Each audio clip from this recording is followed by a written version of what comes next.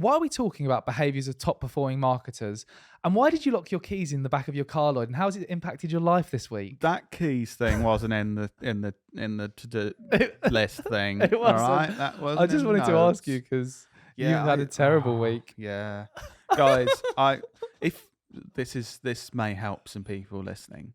If you've only got one car key and you haven't got a spare, just pay the money for a spare. All right, get one done, because I locked my cars in Bannatyne's car park on Sunday morning, and it's caused me a whole world of pain. My work laptop's in the car, my sweaty gin bag's in the car, so haven't been able to do my normal exercise. I'm in really good exercise and habits at the moment.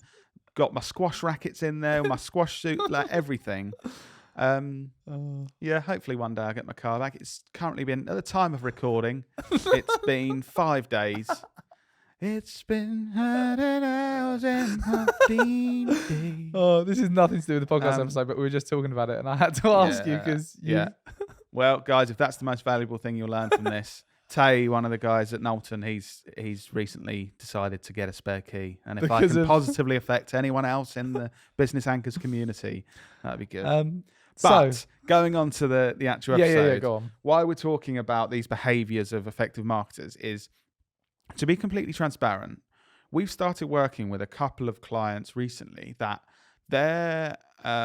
the efficiency in the way they work and how effective they are with the way they work and their communication is really kind of quite inspiring, and they get so much value out of our team and also their own teams. And we're watching it, it's like, wow, there's such a difference in the clients that we work with how they work with their own teams and they work with us as an agency and outside partners and things.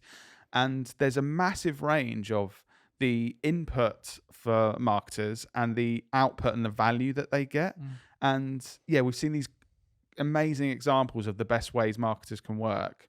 And if I'm honest, like, we've had some clients along the way as well that work quite inefficiently and quite ineffectively. And there's the same input, like resource-wise, money and time, but drastically different output and value from the work that they do. So I guess our unique perspective of working with so many marketers and seeing the different ways they work, we wanted to outline the behaviors that basically help marketers absolutely smash it. So if you're a marketer listening to this, or you work with marketing teams, or you work with marketers, this episode is going to help you work more efficiently and more effectively, because you can understand the behaviors that enable that and then take action based on what we're talking about. Is that kind of it? Yeah.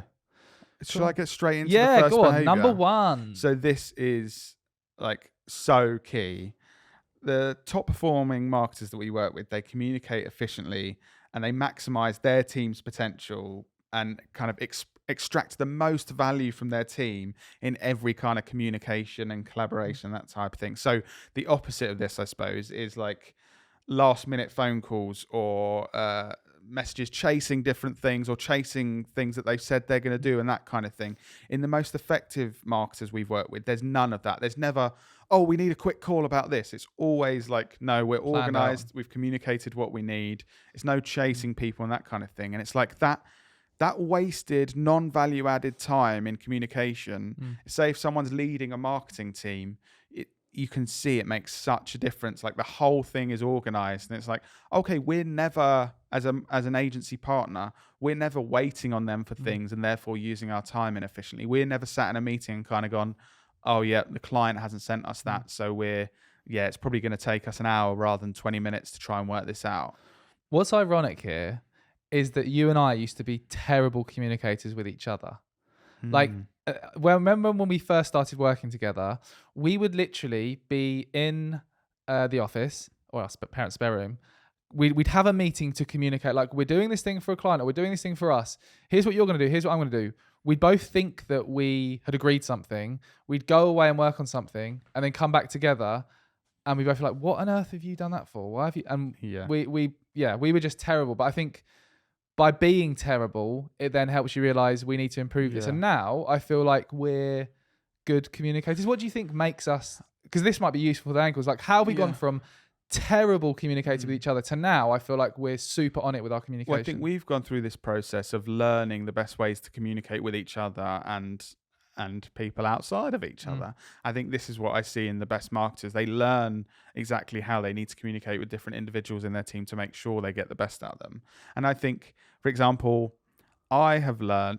So you're a very. Are you about to insult me? Because you just made one of those faces where you're about to insult me. Well, I wondered if it would be or not. I don't think it is. Go on. You're someone who's very focused on certain things, and sometimes I think in the past.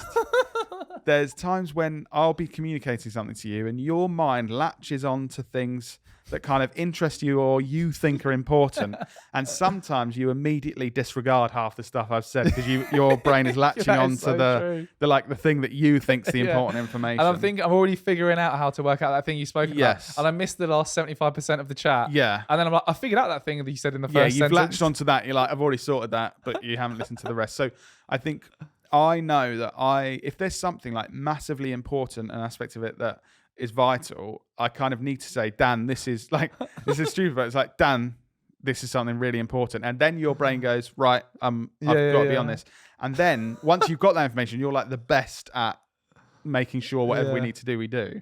And I also think the other way, I feel like you've learned with communicating with me, I get being a bit reflective here of how I behave. I think I get overwhelmed if I get a load of stuff from different angles at me all at once. And you used to just talk to me, and you still do occasionally, but you used to just basically tap me on the shoulder or wave at me and just talk to me immediately when there was anything that came into your brain you wanted to talk to me about. Yeah. And where my role at Knowlton, there's lots of people that I need to communicate with and lots of tasks I need to complete and stuff. That was quite detrimental. And I think sometimes you'd be like, Lloyd, and then I'd react negatively because I'm thinking, I've got these 12 other people I'm trying to communicate with. And now I feel like you know that I can get overwhelmed like that. And then you kind of save it up and then you think, this is an appropriate time to communicate this stuff to Lloyd. And that really helps me, I think. Do you know, a tool that has hugely helped me with this, and it has helped me basically categorize those conversations into different buckets so that I don't overwhelm you, is Slack. Like since we started using Slack, I'll give you an example from recently. I love creating Slack channels, and Lloyd always takes the piss out of me. But I created a Slack channel for when Lloyd is on holiday as a holiday catch-up channel. So there's all these different things happening whilst he's been away. All he needs to do, before I would like bombard him with this happened, that happened, there's Post-its on his desk, there's this, there's that. Now it's all in that one Slack channel, so he can just look through it when he gets back from holiday rather than be bombarded with all these different things. And the same works for all the other Slack channels we use for different themes and topics, so that when Lloyd's ready to look at that theme and topic and action it, he can go into that channel. Because there are priorities on what you need to deal with, and knowing like this is the first thing I need to look through these messages. Okay, any fires to put out? No. Okay, any action I need to take? Yeah, a few. And knowing that there's much lower priority communication when really, Lloyd, you could respond to that anytime in the next 2 weeks. Yeah.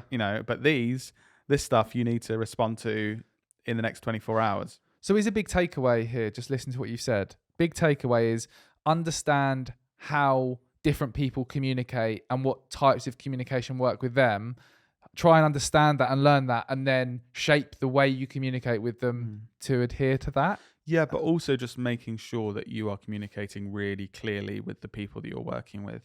So there's at the end of a conversation, I've got a particular client in mind. I won't name them, even though it's a good thing.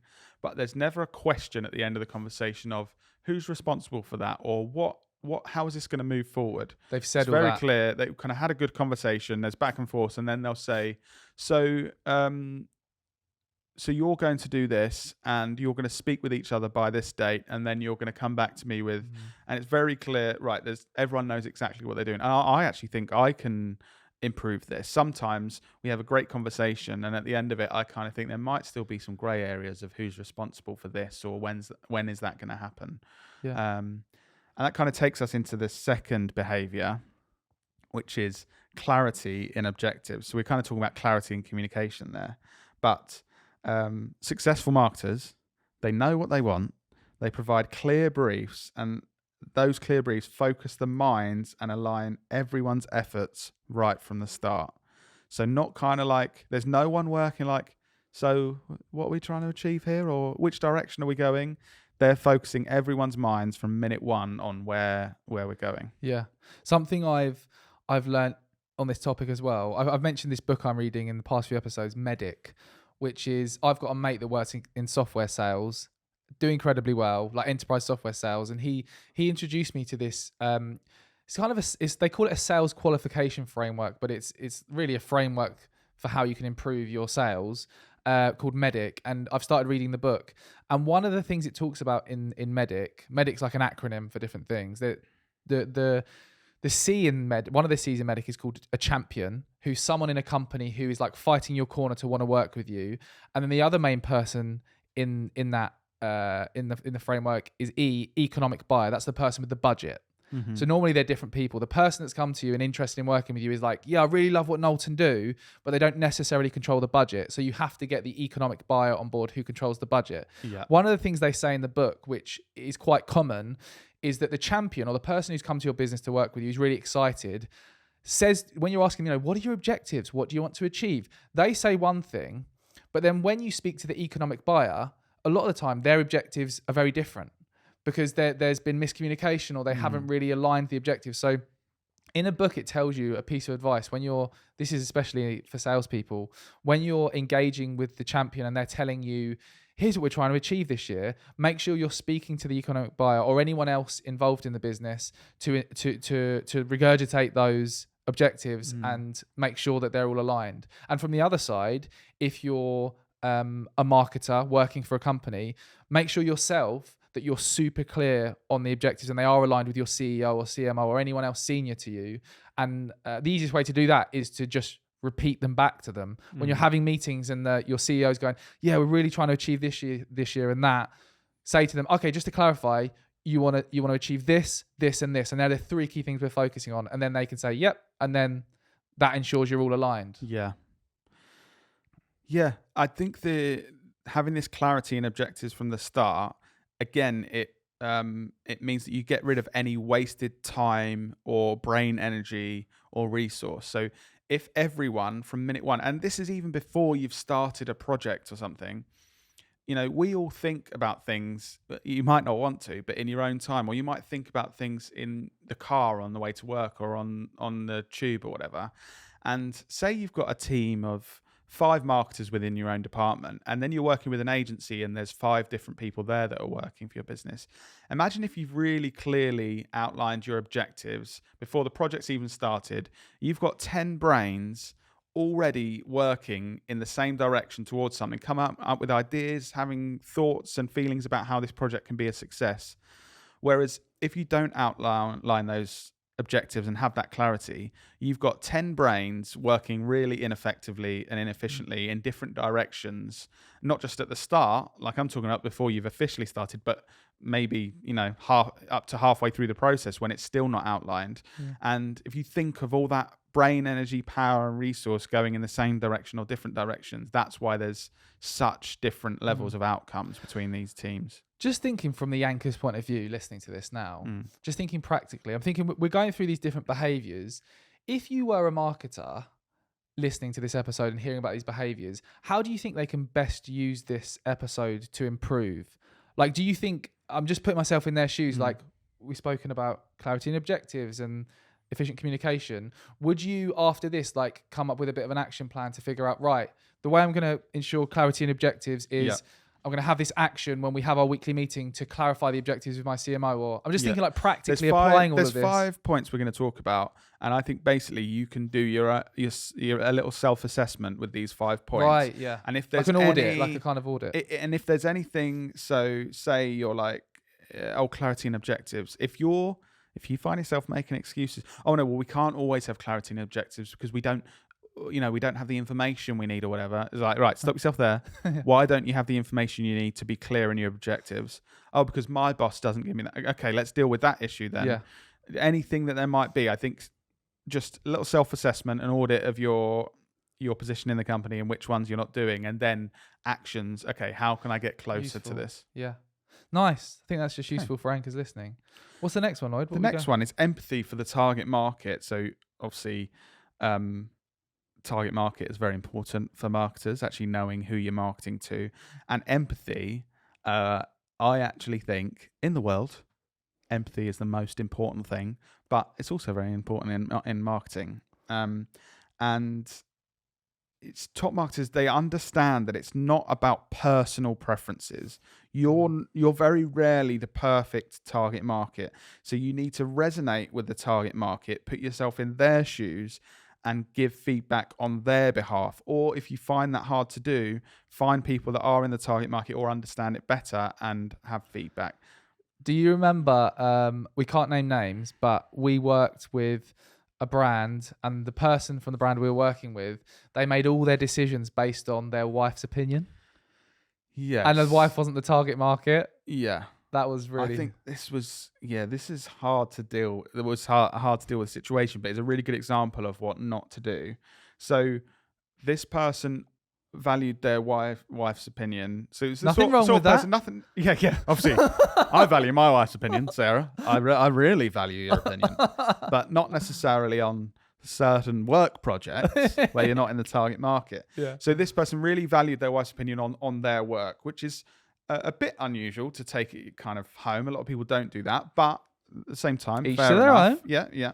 And so we had feedback from this person, and then we kind of had feedback the next day. I spoke to my wife, and she said she didn't like these bits, this bit, and it's kind of like, right, okay. And the tough thing here was Lloyd's very like PC with this kind of stuff. Your wife's opinions are very valuable, but neither the person we were working with or that person's wife were being empathetic to the target market and putting themselves in the shoes of the target market. They were just giving their own personal opinions. So this person's wife was not anywhere near the target market, and then they're asking us to implement feedback for her to like it. and obviously that's a... So how do you deal with that situation, Lloyd? Talk us through. That's a different podcast. But I'm sorry to say, but in this situation, that person's wife's opinion was not worth listening to for the objectives we're trying to achieve. So neither him or his wife had empathy for the target market. They both gave their own thoughts that were actually irrelevant. And that's obviously a really bad example of this. But if in your business there's elements of that, or people or marketers that not necessarily using their wife's opinion, but say their own opinion, I'm a 40-year-old, I'm not, by the way, 34. If I'm a 40-year-old male who likes cars and remote aeroplanes, sound like a bit of a prick. Okay, but yeah, no offense, guys. That was a joke, not a prick. Remote aeroplanes could be fun. If you've got a skincare brand for females 18 to 24 that don't like remote aeroplanes and cars, I just think you've got to be honest and think, I might not be the best person to give feedback here. Either I really need to work on my skills of putting myself in the shoes of that demographic, or I need to think, who can I work with that I can trust, that I can say, for this target market, what do you think of this? Can you give me some feedback and help me understand what's important to this demographic? I think that needs to be reinforced by actual data as well. Like rather than everyone having an opinion like this person's wife or them, I think the target market will like this. Actually test that content and ask them for their feedback and interview them and do focus groups and that kind of stuff. So you can actually have data rather than just, my gut tells me that they'll like this, actually try and test and speak to them. A risk of especially in small businesses or small teams, is you find one person within your team. Sian is 19 and likes skincare. She's in the target market. And a risk I've seen, in a way this can go badly, is then that the whole project is based around the feedback of this one individual Sian, who's in this, she might be on work experience. So I do think, try not to judge it on one person's feedback, but obviously if there's a number of people, or you can get that person's feedback, make sure that's not solely what you base things on. The other challenge is listening to the feedback from the loudest person in the room as well.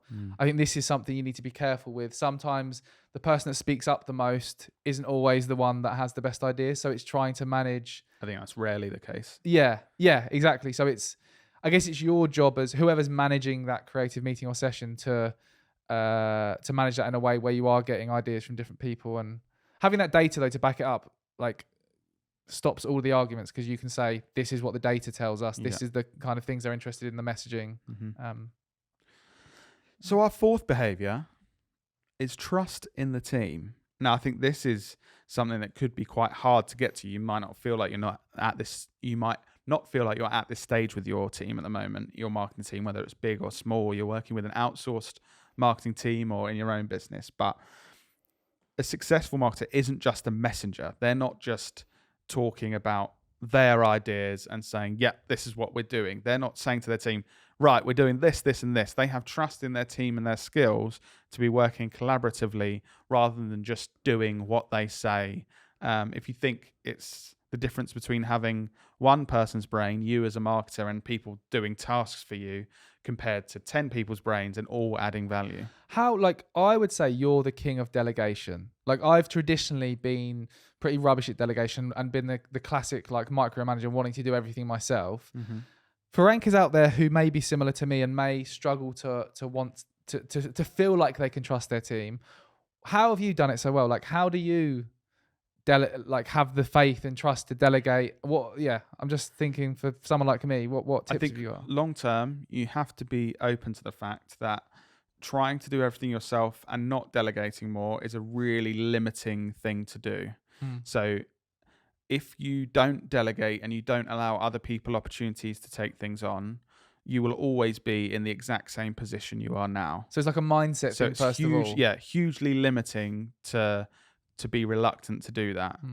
If a lot of people don't do it because they have the confidence in their own abilities, but they don't yet have the confidence in their team's abilities. So they think, well, I must want to do that because I know I can do it, but I'm worried they might not do it.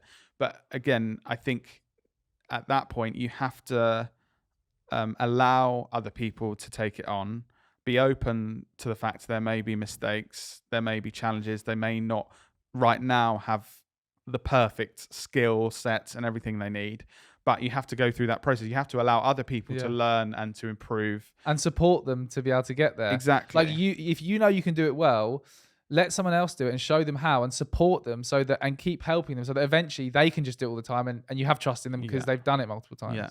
If you hold on to everything yourself and think, no, I'll make all the decisions, I'll just tell people exactly what to do and I'll do all that, then that's your limit. That's the most value you can add. Whereas, say you spend 15 minutes saying, actually, I'm going to do a bit of training with this person or explain this to this person. You've lost out 15 minutes of your day. But say that saves you 5 minutes each day. In 4 days' time, you're already positive ROI on that and you've saved time. Right now, it'll seem harder because you think, I've got to explain that for 15 minutes. But it's almost always going to be a positive thing. Even if straight away it isn't, it will be in the long term. Also, sometimes you'll be surprised that people do it better than you. And that is, like, a lot of the time. It's just surprising and humbling. Sometimes you think, oh, I've got to do it, I'm the best at this, and then you see someone else do it and you think, oh, I didn't think to do it like that. That's actually better. Yeah, exactly. It is quite humbling because you might have had something for years. You think, no, I've got to do this myself because only I can do it. And then from day one, someone else does it and it's already better than you. So that's quite humbling and shows that you definitely should let other people have a go and try and make sure you have trust in the team to try things and it's not just all from you as a marketer. Talking about trying new things, Lloyd, the final one about embracing managed risk. Tell us more about this. Oh, I think you need to dare to be different. Oh, cringy. No, but the best marketers don't shy away from taking managed risks. So they evaluate opportunities and evaluate risks. And I think take a note of this managed risk. I'm not saying we all just need to be mavericks and risk takers. We've all met people that take far too many risks and they're just chaotic and a bit of a liability. I'm not saying be that. Like that is a high risk strategy. If you're someone that's going to take you're in a new role and you think, I'm going to take a huge risk. I'm going to say to my boss in front of everyone, fuck you. You need to change, Darren. You've been holding this team back for far too long. And we're going to do it my way. Like that could pull off if there's like the CEO there that's the like CEO loves that. turns around and goes, actually, Darren, yeah, You've been holding this team back. We're going to do it Stuart's way. But that's a highly risky. I'm not saying you need to be like that. That's a high risk strategy. Like in 3% of times, that's going to happen. It's going to end brilliantly. And you go, yeah, let's do it your way. And it's going to be brilliant. 97% of the time, they're going to go, Stuart, mate, that was really inappropriate. And we're actually going to have to let you go. So I'm not saying take risks and do that. I'm saying manage risks. So the best marketers we work with, maybe 10% of what they do is a bit risky. They're trying new things. They're taking on new things that might not work. They're still doing 90% that's pretty safe, but they're evaluating things and think, right, this year, do you know what? 15% of the marketing budget, I want to try this thing because I've looked into this, done research, and we've had a couple of our team suggest that this could be a good idea and we're going to do it. And I think a lot of people are scared of that, but if it's a managed risk and you're not one of those high risk takers, it's definitely going to be a good thing to do. One of the challenges with that, though, which we've addressed before, is it's all good and well telling like marketers you should take risk and stuff. However, they have to convince their bosses. They have to convince them of this new idea. And we actually spoke a lot about this recently in episode 149 of the podcast. We did an episode about I think it was titled "How to Convince Your Boss to Do Anything," and you developed a 4-part framework that people can follow to do that. Definitely go and listen to that episode because it's all good and well just saying take risk, but the hardest challenge and the thing I come up against a lot, especially in the B2B space where it's very traditional white papers and corporate, is like we love what you do and it's very creative, but no one else is that interested because we have to convince them to change. So you need a framework to do that, and we shared that framework in episode 149. I think also if you're a marketer that wants to take some managed risks moving forward to really push things forward, I think build confidence around you slowly. Like I said, we're not saying take these huge risks and risk it all and you could completely fail. I think take a couple of small risks and be like, okay, actually, we're going to put 300 quid into this thing. I think this would be a really good thing to test. Build confidence. And then once you've done a few tests that might take a bit of resource or would have cost £500 and some have paid off, some haven't. Then when you go to your boss and say, I want to take this risk, it's going to take £10,000 of the marketing budget this year, but we've done this research. Here's evidence. This and this. When they sort of say, oh, I'm really not sure, and you say, you know, I've done these few things over the last year, and actually these have all paid off, these trying new things. So I think I've built confidence in the team that we can move forward with this slightly bigger risk and get even bigger positives out of it. I think your boss or people around you are going to be much more positive, much more likely to say, actually, yeah, let's give this a go, because you're right, your track record, you've made us try these new things in the past in a small way, and it's led to really positive things. So let's now take this on. Here's a real life example of that in action. Cameo Apples, one of our clients. So we've worked with them for like 5 or 6 years now. And for the first couple of years, the main platforms we focused on were Facebook and Instagram. Had huge success there, generated over 10 million views, helped them to get stocked in Lidl. But eventually it started to get more expensive to advertise on those platforms. So we said to them, we really recommend trying new short form vertical video platforms like TikTok, which is a bit of a risk. It's a new approach. But we positioned it to them by saying, let's do a small test on TikTok with a small amount of budget to show you what's possible moving into next year. And then we'll look at the data from that small test and then we'll see if it's worth it or not. We did that small test and the results were insanely better, way more cost effective. We then presented that to them and said, right, next year, let's focus heavily on short form vertical video platforms. And they've just invested in working with us again because of that. So that helped us take a very old school business that wouldn't have just invested in this massive vertical video strategy, because they are a bit more old school and they are risk averse. And we doing that small test and showing them the value. Look, it worked. Man, yeah, going, look, we've just taken this small managed risk and we've shown you the results we can get. And then they went from, you know, this old school business that really doesn't take many risks to going with a completely new strategy that paid off massively for them and performed much, much better than what they've done in the past. Take more risks. Managed risks. Managed risks. Do you know what would be risky? What? Just spending a few minutes just writing a review for this podcast.